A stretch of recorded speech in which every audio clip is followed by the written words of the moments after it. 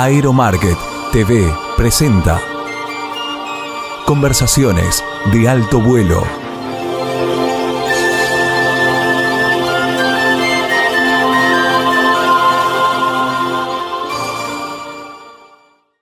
Hola, gracias por estar ahí. Entre 1998 y 2004 se encaró en la provincia de Mendoza el control meteorológico para que no se produzca granizo. Se llamó lucha contra el granizo en términos generales, hay otro nombre técnico.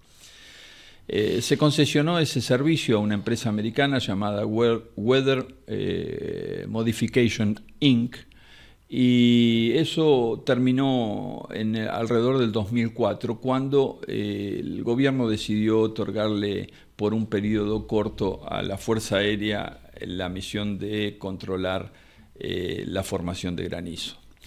En el 2005 el gobierno de Mendoza organizó en la Dirección de Agricultura y Contingencias Climáticas un sistema, una organización estatal que controlara o se encargara de esta misión de controlar el granizo.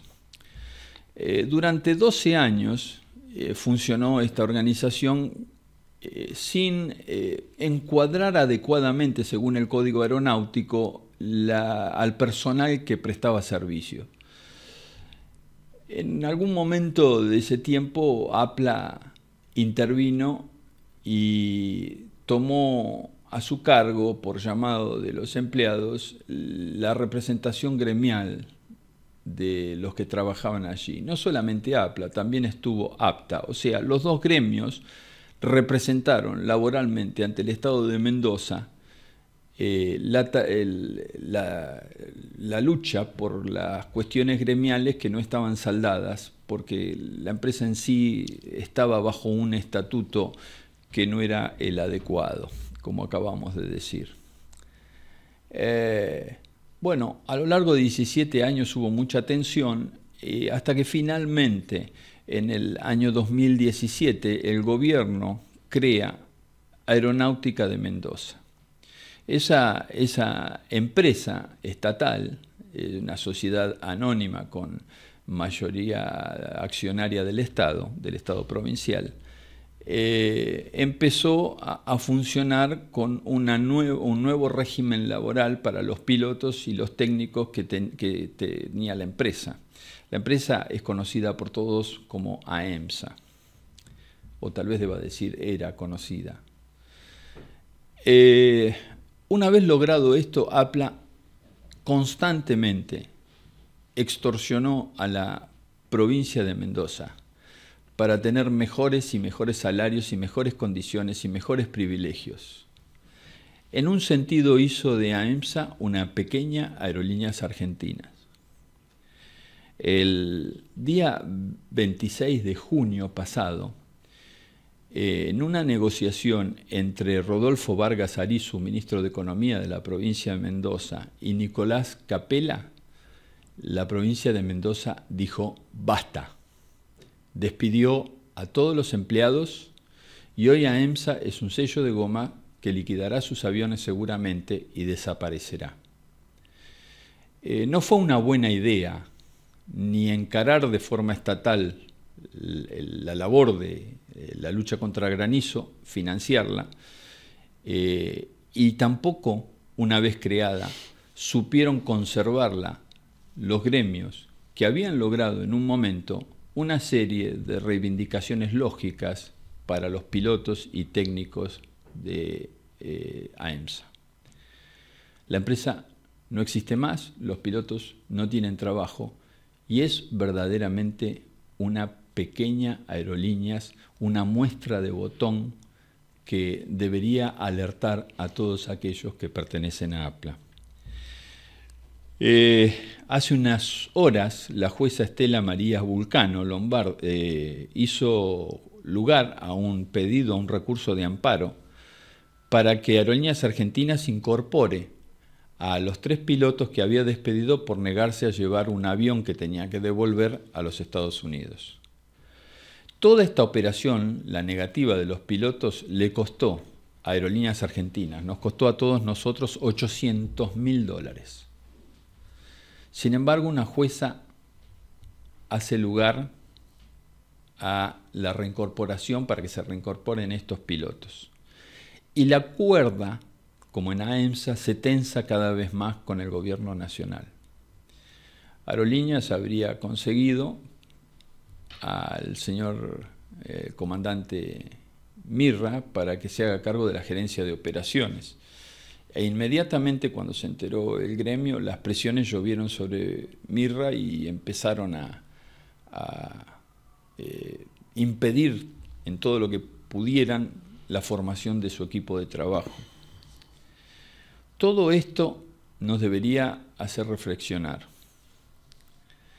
Deberíamos pensar hasta dónde se va a tensar la cuerda, hasta dónde el señor Pablo Viró o los Capella de la vida tensarán la cuerda entre el gobierno de Milei, la ciudadanía y Aerolíneas Argentinas, o para ser más precisos, APLA. El final está abierto. ¿Será como el de AEMSA?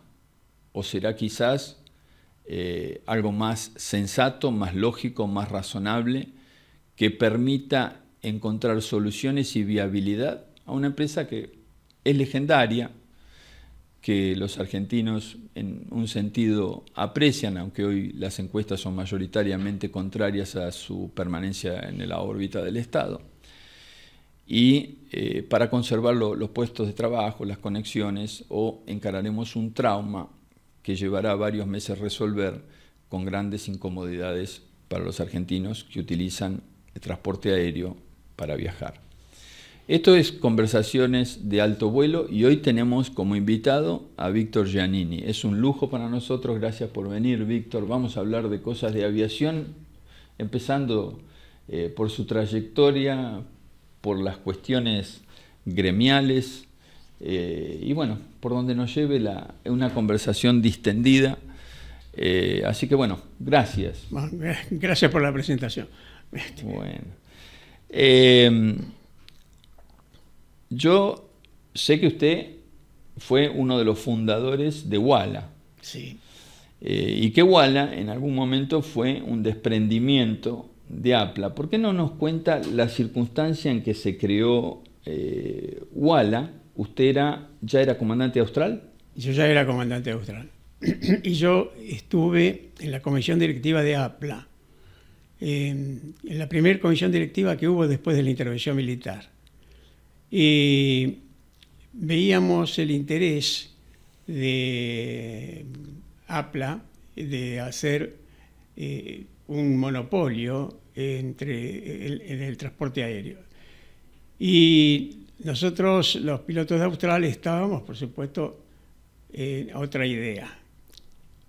Yo particularmente estoy en contra de todos los monopolios. Este es un país que nació de la lucha contra un monopolio, del monopolio de España en ese tiempo. Favoreció a los contrabandistas ingleses, pero bueno, en ese momento el tema era evitar el monopolio de España. Yo creo que en el negocio aéreo tiene que haber competencia.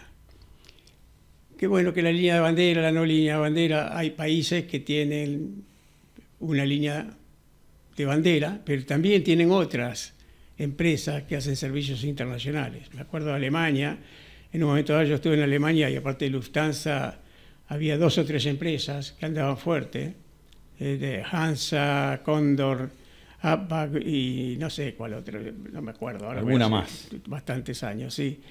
En Italia había también alguna, en Francia. Entonces, nosotros no podíamos igualar a Aerolíneas, era una empresa austral, no se podía decir que fuera una empresa pequeña, pero tampoco era una enorme empresa.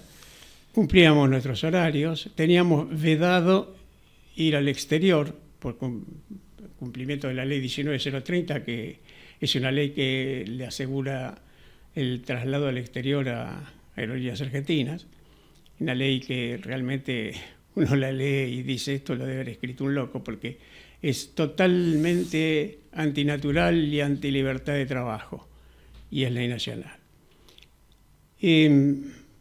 Bueno, en un momento determinado nos... ¿Usted entra en Austral en qué año? En 1974. Que fue creada por Reynal en... No, ya estaba Austral hacía varios años. Reynal venía de ALA. Ajá. Reynal venía de ALA, se fusionaron las dos empresas. Durante un tiempo fue ALA Austral, ¿no? Claro. Sí. Y Austral creció más, era más grande. Reynal era muy hábil, posiblemente el tipo más hábil que conocí en el negocio aeronáutico. Acá en el país, no posiblemente, no, seguramente acá en el país el más hábil. Le tocaba luchar contra la Fuerza Aérea y contra el gobierno. Y manejó bien el negocio aéreo. Y la empresa despacio crecía. Nosotros, volviendo al tema, defendíamos la actividad privada. Nosotros defendíamos que hubiese competencia. Bueno, entonces, en buenas relaciones con APLA, nos abrimos, fundamos Wala. No coincidíamos en muchas cosas, pero tampoco estábamos a los bombazos. Y con el tiempo, Reynal tuvo que desprenderse de Austral, se hizo cargo del gobierno, entonces el gobierno se encontró con que tenía dos empresas y pasaron varios años así, hasta que inevitablemente Aerolíneas absorbió Austral y Wala dejó de tener razón de ser. Podía haber quedado como un club de pilotos para alguna cosa. Esto más recientemente, digamos. Sí, hace un par de años. Y entonces se fusionaron con APLA.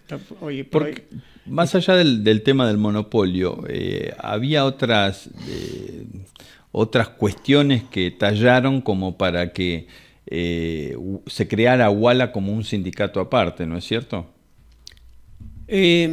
Más que nada mantener la independencia de la empresa. No teníamos más remedio que hacer un gremio aparte.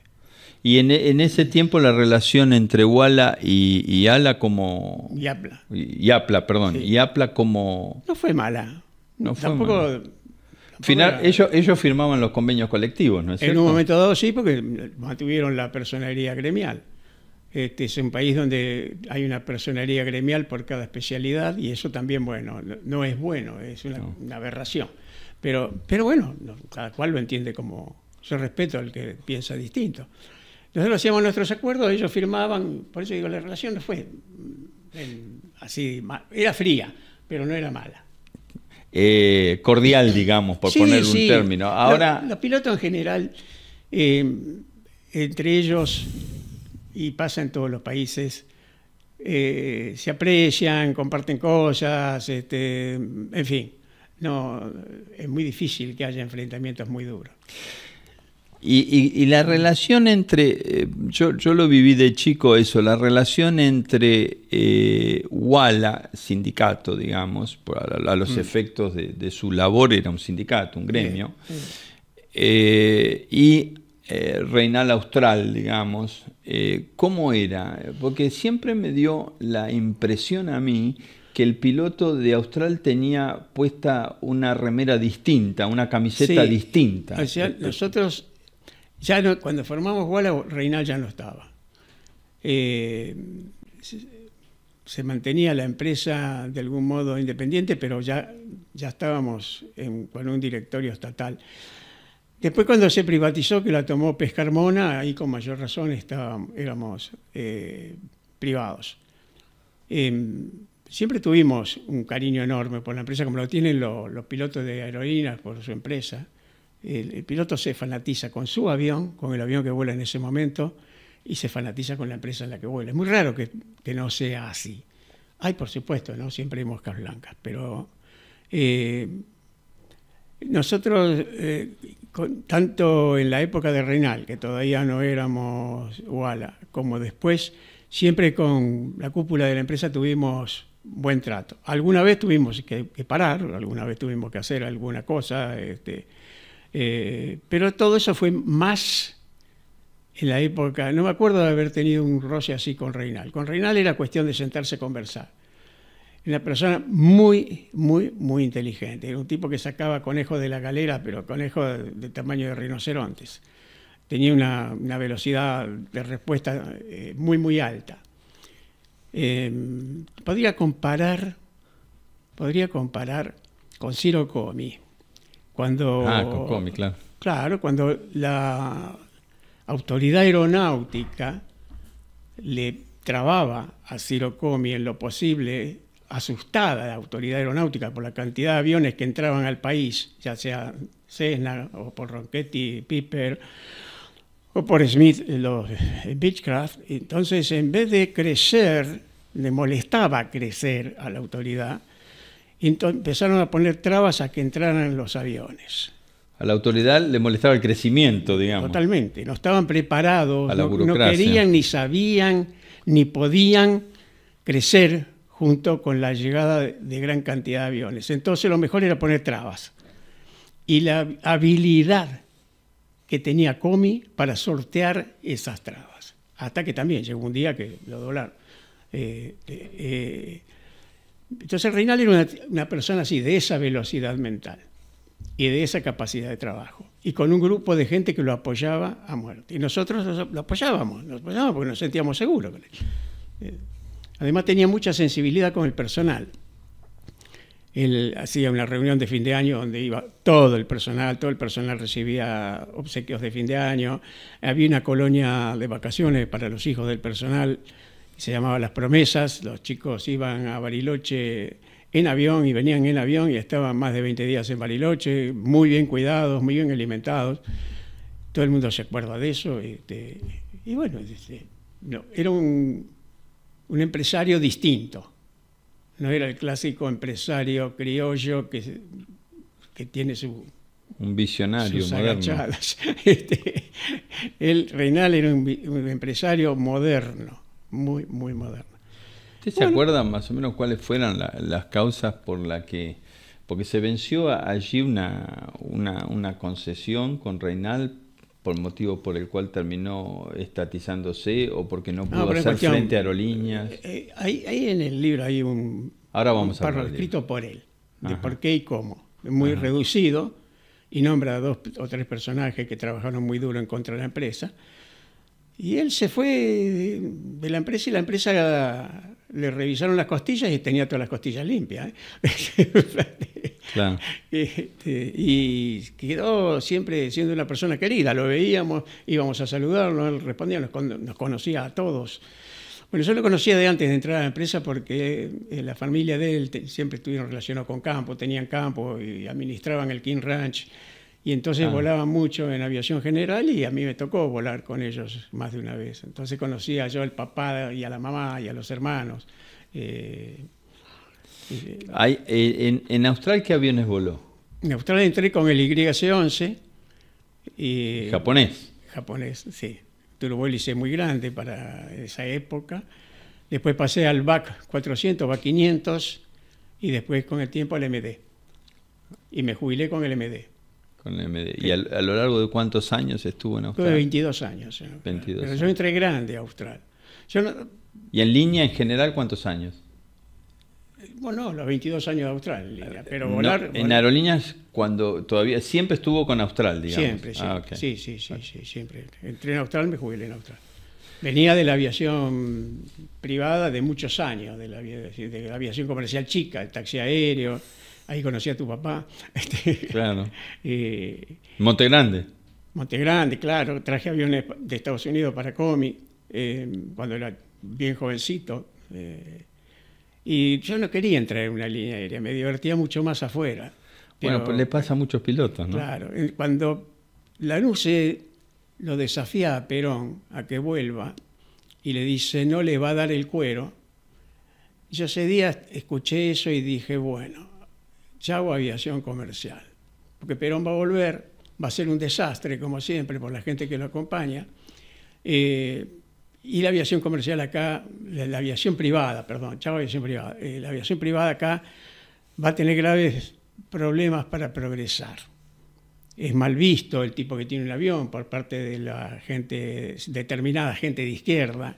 Yo no estoy en contra de la izquierda, dice, fundé 3 gremios. Es porque tengo alguna idea de izquierda, pero estoy en contra de la izquierda absoluta, muy en contra de la izquierda absoluta, así como estoy en contra de la derecha absoluta. Soy un tipo que me denomino de centro, me autodefino como una persona de centro. Y entonces ese día dije, y tuve bastante razón, la aviación privada acá desaparece. Y entonces tomé la decisión de que la próxima llamada que hubiese a una empresa aérea iba a tratar de entrar. Estaba viejo para aerolíneas, tenía mucha edad para aerolíneas, y Austral hizo una llamada a los pocos meses y me presenté y entré. A ver, no sé si ahí se ve el libro. Este es el libro, ¿es el primero, el último, o el primero y por ahora el último? Por ahora primero y último. Por ahora. El ciento y único. Pero usted me dijo que algo iba a ser algo más. ¿De qué va? sé. ¿De qué va Ráfagas? Bueno, Ráfagas, a mí varias veces amigos me decían, tenés que escribir algo, tenés que escribir. Y yo escribía, aparte de las cartas que mandaba a los diarios que me trajeron algunos problemas a veces, escribía cosas y las dejaba en casa. Entonces un día, yo tenía una casa en Carlos Paz, un día de lluvia muy feo, junté las pocas cosas que había escrito y empecé a escribir de nuevo. Y bueno, fui juntando todo y cuando vino el COVID, no pudiendo moverme de casa, yo trabajé hasta los 83 años, ¿no? Y entonces cuando vino el COVID me tuve que quedar en casa, me aburría como una ostra y junté todo, le di forma de libro, lo corregí y conocí una persona que edita, me dio mucho trabajo. Resulta que había un amigo mío que editaba y yo no sabía, pero estuve como un año buscando editor. Y bueno, lo edité y son relatos cortos, todos verídicos, míos y de terceros. Y es una especie una suerte de biografía. ¿Perdón? ¿De autobiografía? Una especie de... Hay uno de los relatos, sí, que es una autobiografía. Ajá. Rafael es una autobiografía, está hecho en tercera persona. Y los demás son hechos que han pasado y que según mi amigo Potense, que escribe bastante cosas aeronáuticas. Que va a venir la próximo programa, va a estar qué bueno. Bueno, según mi amigo Potense es una suerte de historia de la aviación comercial argentina desde 1960 o un poco antes, porque yo empecé a volar en el 50, y de ahí hasta acá, para acá. ¿Y cómo fueron esos comienzos? Y al comienzo, en el 50, habían entrado una cantidad de aviones después de la guerra, el gobierno había tratado de mover, pasó lo de siempre, el gobierno trató de mover la aviación y la autoridad no supo ni quiso ni pudo. Entonces trajeron una importante cantidad de aviones, se movió. Yo era muy chico y más que nada iba a San Fernando a colaborar con un señor que tenía una escuelita, Emilio Esquivel, y ahí, pese a que no tenía edad ni para hacer el curso ni nada, él me enseñó a volar. Y de ahí seguimos. Y bueno, ¿cómo siguió? Yo acá lo veo con un Luzcombe. ¿Por qué hay un Luzcombe en la tapa? Luzcombe porque por ahí por 1959, sí, 58, yo estaba juntando horas de vuelo y un amigo mío compró un Luzcombe y había que arreglarlo. Yo le di una manito, le regalé unos instrumentos y ya me trató como si fuera el socio. Tan así que me decía, sos mi socio, y yo me reía porque le decía, tengo el 3%. Y volé bastante en ese Luzcombe. El Luzcombe fue un avión que en un momento dado le hacían propaganda en contra porque decían que se piloneaba, que capotaba. El avión no, eran los pilotos los que hacían eso. Se dejaban ganar. Claro. Siendo piloto nuevito, yo volé mucho ese Luzcombe, mucho dentro de lo que se podía volar en ese tiempo, y nunca tuve problema. Hermoso avioncito. Hermoso avión. Y en la aviación general, ya como piloto profesional, ¿cómo fue un poco el desarrollo profesional? Bueno, hice mi curso de piloto comercial en 1959, sí, 1959 me recibí el piloto comercial y en 1960 empecé a volar como piloto comercial en Chajarí, en Entre Ríos, en el norte de Entre Ríos, tenía un movimiento, por falta de caminos y eso tenía un movimiento Pero grande. usted no es oriundo de Entre Ríos, ¿no? No. Yo nací en Rosario, pero me crié en Buenos Aires y después anduve por todos lados. Ajá. Sí. Bueno, hoy hay entre la juventud, ha pasado muchos años, por supuesto, pero la profesión en sí es una profesión sacrificada hasta llegar, por ejemplo, al objetivo de la línea o a volar una máquina un poco más grande. No me atrevo a decir importante, sino más grande. Es como todo, depende del apoyo económico que tengas. A mí me costó mucho, porque yo mantenía mi casa y con lo que sobraba, ¿qué podía sobrar? ¿Qué sueldo podía tener un tipo de 20 años? Con lo que sobraba volaba. Entonces me costó, lo que otros hacían en 6 meses, a mí me llevó, 3 años, 4 años. Pero bueno, hoy por hoy también depende de eso, depende de la disponibilidad, de las ganas, del espíritu de sacrificio. Hay mucho mejor material, hay mejor instrucción, claro. Mucha mejor instrucción que la que había en ese tiempo. Y en cuanto al material, digo que siempre hubo un moreno, ¿no? Pero no me refiero a Mariano, me refiero siempre a un moreno que dice acá no se importa más nada y quiero que se fabriquen cosas y entonces no puedes importar ni la materia prima.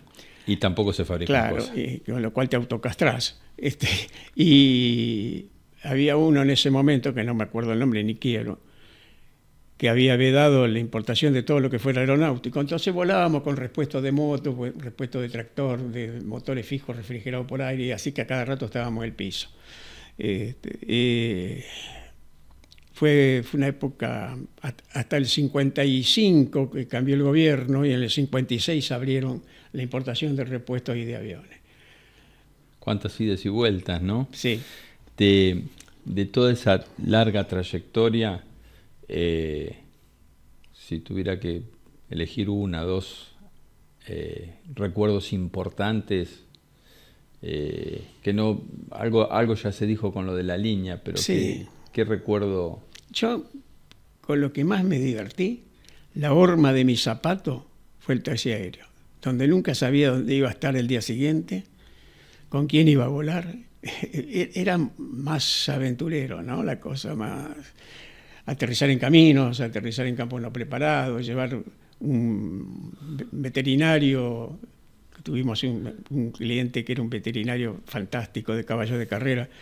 Y en la época de la reproducción, como ahora, septiembre, octubre, noviembre, la época en que hay que preñar las yeguas, entonces lo acompañaba, íbamos y me encantaba verlo trabajar. Los remates de Hacienda, con tu papá coincidí en varios remates de Hacienda. General Pico, me acuerdo uno. Volaban para los consignatarios. Claro. A veces iba un comprador solo que pedía el avión, iba porque iba a ir a comprar o a mirar. Otras veces el consignatario, Colombo y Magliano, por ejemplo. Claro, tuvieron aviones propios. Aviones, claro, sí. Monasterio, en fin, se movía mucho y bien, había enormes remates, no era raro ir a remates de 14.000 cabezas, 16.000 cabezas, y se juntaban 20, 25 aviones, hacían la mesa de los pilotos, me acuerdo. Claro. Se comían buenos asados. Sí, en taxi, ¿se acuerdan de las compañías? Bueno, yo volaba con Facchini. Facchini estaba Halcón. Todos son un poco próceres de aquella aviación, ¿no? ¿Cómo? Próceres un poco. Sí, todos, claro que próceres. Cuadrado, Facchini. Sí, Cuadrado. José Pepe era divino. Qué persona buena. Gran persona. Qué persona buena. Mendivil. Otra persona extraordinaria. Sí. Estaba Aerorrutas, que era del Banco Mercantil. Fredes. Había una que se llamaba, muy buena, de Tolderlund, que se llamaba... Tenían sus puestitos ahí en Aeroparque. Y entonces la gente venía y ahora no existe más eso. No hay servicios. Para alquilar, aparte, la gente miraba la guía, la parte de taxi aéreo, había varias páginas. Ahora no sé cómo hacen. Claro. Claro, hace tantos años que ni sé quiénes son, ni sé cómo hacen. Era mucho más común contratar un avión, ¿no? Pero sí, venían al mostrador. Sí. No era extraño que una persona...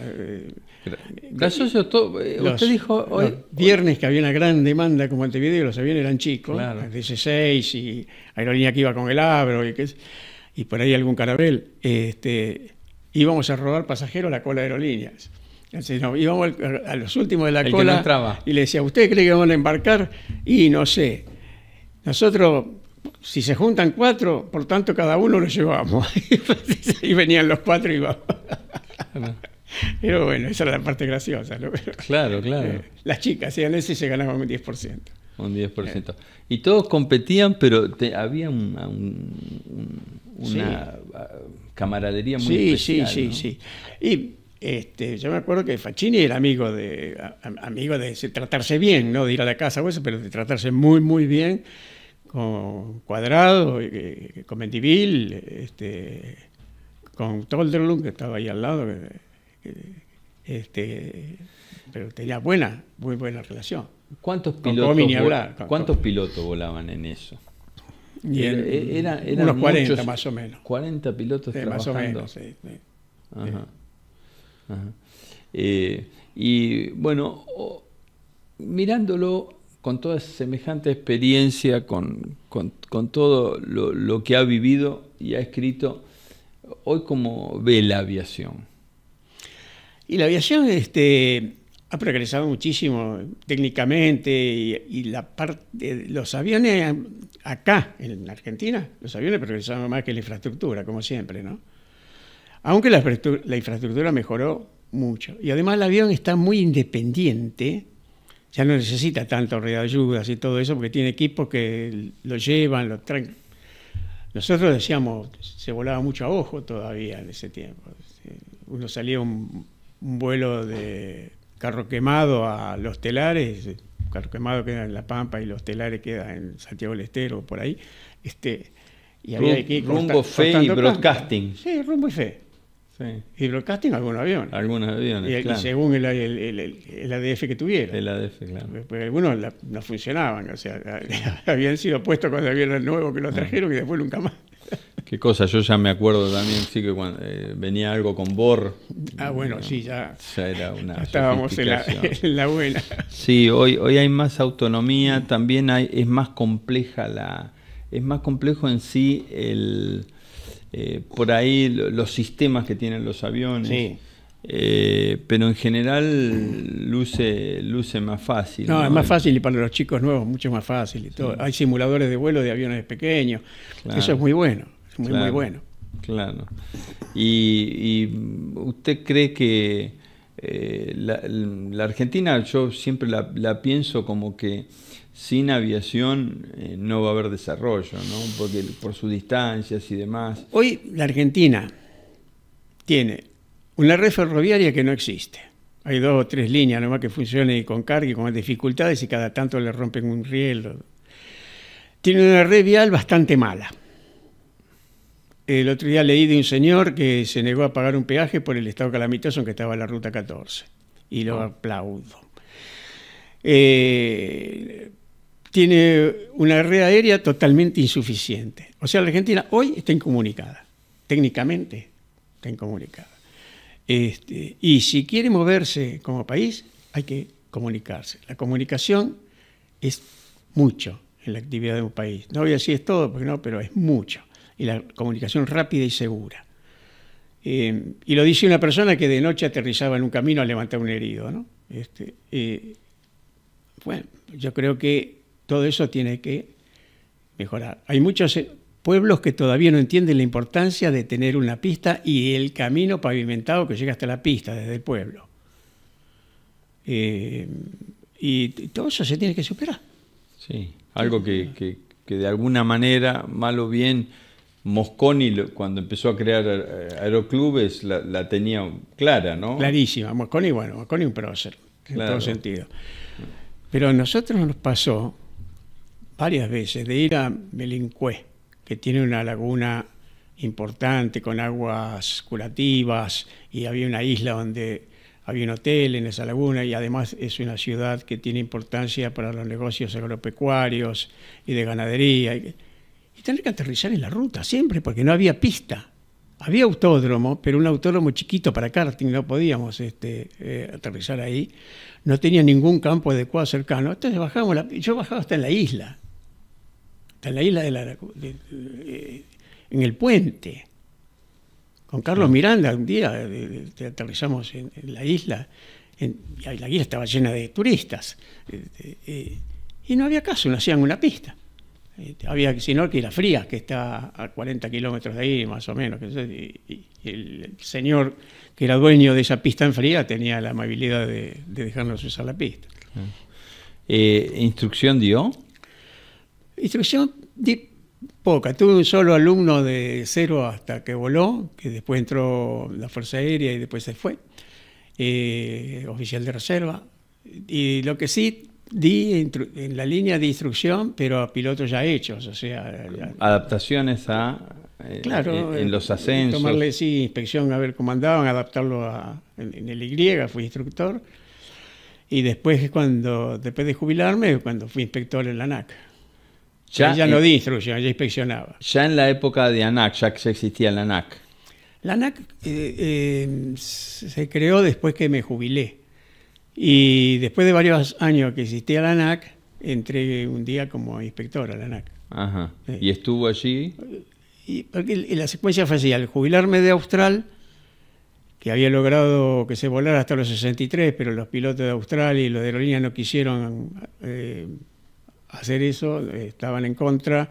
Entonces volé hasta los 63 en American Jet, en la operación de la minera Lumbrera, llevando y trayendo empleados de la minera de Tucumán a la mina, de la mina a Tucumán. Hacíamos 7, 8 cruces por día, por un vuelo cortito. ¿Eso cualquiera, con un metro? Con metro. Ah. Y eran 30 minutos de avión o 8 horas de colectivo. Entonces, ahí estuve hasta los 63 y ahí llegué al límite que había en ese momento. No quisieron llevarlo a 65, que ahora está en 65 y deberían pelear por los 67 ya. Y entonces entré en American Jet, en operación American Jet, para chequear los pilotos, para organizar la carpeta personal de cada piloto, porque los pilotos tienen una serie de cosas que cumplir durante el año, entonces tienen que estar todos al día, recurren, su estado físico, inspecciones de vuelo, inspecciones teóricas. Bueno, me encargaba de todo eso. Después entré en la ANAC, fui inspector, inspeccionaba a los pilotos de Austral, los de American Jet. Llegó un momento dado que un señor en la ANAC dijo: yo no quiero mayores de 75, y yo estaba por cumplir 80, bueno, me tuve que ir, y volví a American Jet, y ahí estuve hasta los 83, y cuando empezó el COVID tuve que parar, porque quedó la obligación de quedarse en casa. Todo su trayectoria laboral siempre fue en la aviación. Totalmente. Totalmente. Bueno. Yo le quiero agradecer que haya venido. Bueno, yo sé que también es un sacrificio a veces venir hasta acá cuando uno está más tranquilo o más o menos tranquilo o tiene otros compromisos. No, pero fue un gusto. Y gracias también por dejar registrada la historia, ¿no? Bueno, gracias a usted. Porque el libro y este deseo de compartir con las generaciones, sería bueno que ¿Dónde se puede adquirir el libro? El libro se vende así medio privadamente, porque como es de una reedición cortita, no está en librerías, pero se vende por internet, uno lo busca y hay bueno, Mercado Libre, y si no mandan un mail a Aeromarket, sí, y claro, yo lo conecto. Sí, con mucho gusto. Yo le doy su teléfono y así pueden hacerse de un libro que estoy seguro que tiene muy buenas anécdotas. Usted es una persona amena al hablar, así que debe ser amena al escribir. Dicen que hay que escribir como uno habla, ¿no? Sí. Y seguramente va a ser de mucha utilidad para la gente joven, como acabo de decir. Bueno, nosotros nos vamos a un aviso y después cerramos.